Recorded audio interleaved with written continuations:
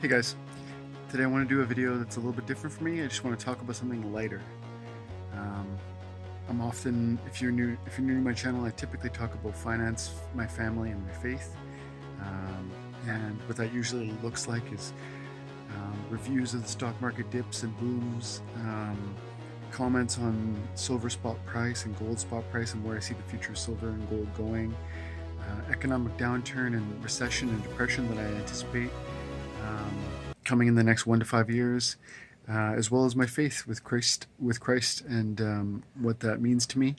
But today, I just want to step back and do something a little bit lighter, and I want to actually talk about entertainment, because lately I've been as dark as some of those topics can be, like for instance the financial crisis, and the de-dollarization that I see coming for the global economy and what that'll mean for us all.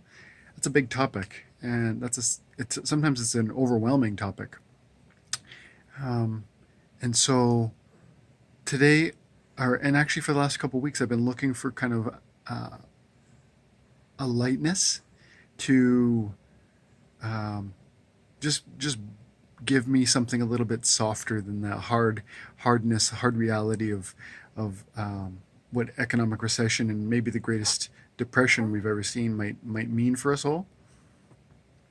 And so I've been enjoying a lot of things lately. I've been really overwhelmed by the quality of videos on Netflix.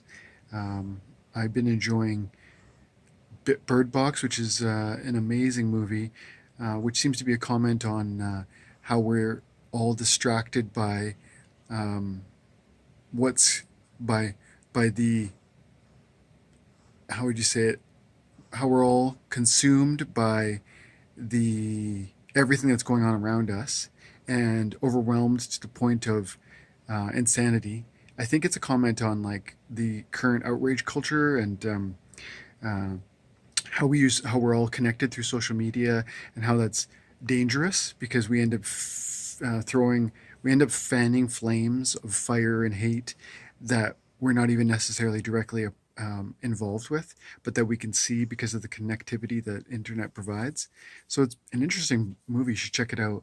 And then Bandersnatch, which is a Black Mirror production, which again is a a movie, and it's wow. It's I've never seen anything like that. It's gripping. It's dark.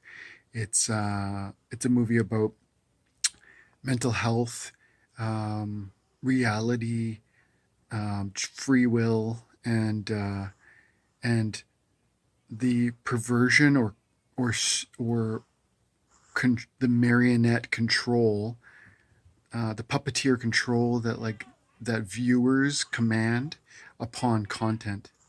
So like, for instance, most of mainstream media, they produce a type of news that they know you want to see and hear, and that's why it's so whitewashed and it's so 3 minute segments and 30-second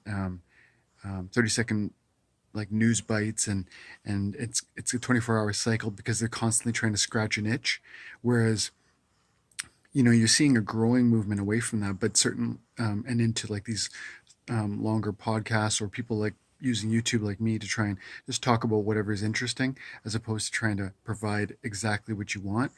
But in Bandersnatch, they're really commenting on how the typical media production is really, it's offering you exactly what you want and giving you maybe something that's not even real, but it's what you want. And so that's interesting. You should check it out.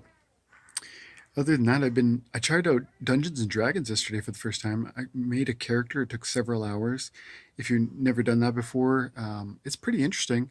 It scratches like an imagination itch. Like it goes, you end up building this backstory. It's almost like group storytelling, where you're going to come together around a fire, like a real physical fire, and at camping in the summer, and you're going to talk with your family and with your friends, and you're going to smile and you're going to laugh, and you're going to just tell people how what's going on in your life, and then they're going to comment on that, and the story's going to grow um, cooperatively. You know how that happens when if I start talking, if you were right here with me and I was talking about Bandersnatch, maybe you're going to tell me about your favorite Netflix film, or I talk about um, bird box, and you're going to say it's going to remind you of something. That's how conversation can grow organically, and and that's what I found that Dungeons and Dragons offers, because you come together as a group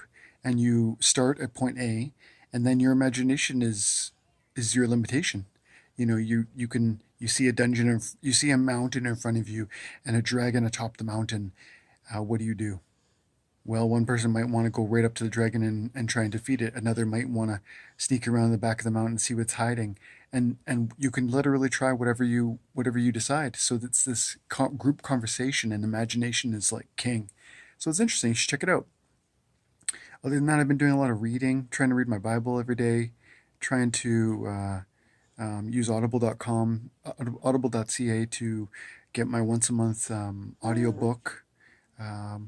So many good books through that. Recently read Prosper by what's his name? Chris Martenson of peakprosperity.com. That book is eye-opening. He talks about the limitations of resources on our planet, and yet the expectation by government and big business that we can grow economy infinitely. And so he critiques that idea, saying you want the economy to grow infinitely, but we only have so much oil to fuel the operations. We only have so much farmland to fuel the growth of people.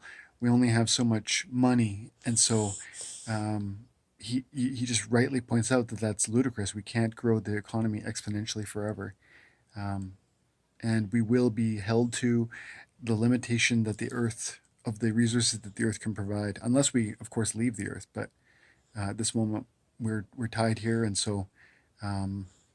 That's that. So check that out, Prosper by Chris Martenson.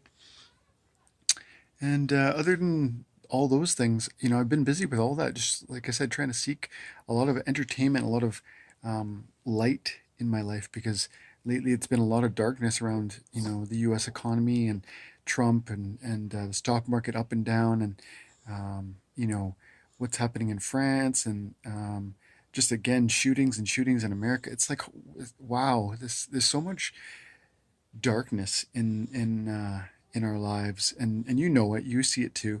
So I've been speaking the last couple weeks, just really seeking some sort of joy, and part of that's these girls. Yesterday I went swimming with my older one, and today I'm here cuddling with my baby bear, and yeah, guys. So long story short, I just wanted to talk a little bit about what I've been doing for fun, and hopefully maybe give you some ideas and encouragement to try something new, uh, like Dungeons and Dragons, like Audible, to read a book, like one of those movies I mentioned on Netflix, um, because there's just too much. This world can be pretty overwhelming at times, and it's important to seek a little bit of joy in your day rather than be saturated and, I think, turned by the ubiquity of the darkness that's around us. So, guys, I hope that's an encouraging message to you today. I hope that you can take a moment to hug a little one today, yeah, or to spend some time with a special friend, have a good conversation, seek a piece of entertainment, and try and take a deep breath, because yes, 2018 was dark and difficult at times, and 2019 is almost sure to have more of the same. So um, let's prepare ourselves and set our hearts and minds right for the challenges that are going to come. Guys, that's all for me today. Thank you so much for your time and attention. I hope you have an amazing day, and God bless you. Bye for now.